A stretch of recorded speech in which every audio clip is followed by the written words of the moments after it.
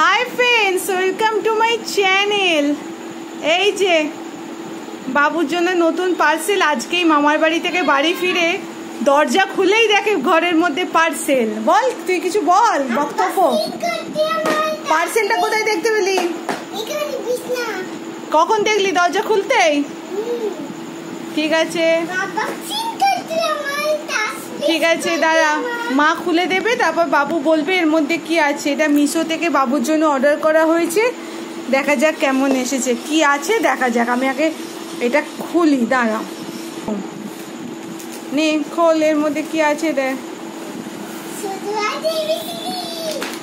ভালো করে বের কর।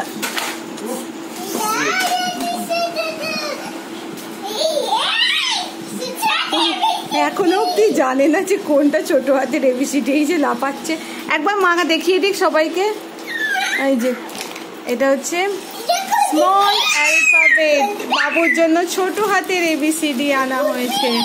আচ্ছা বস, তুই বস, বসে বসে খোল আর বলে দে সবাইকে, কি বলবি বলে দে।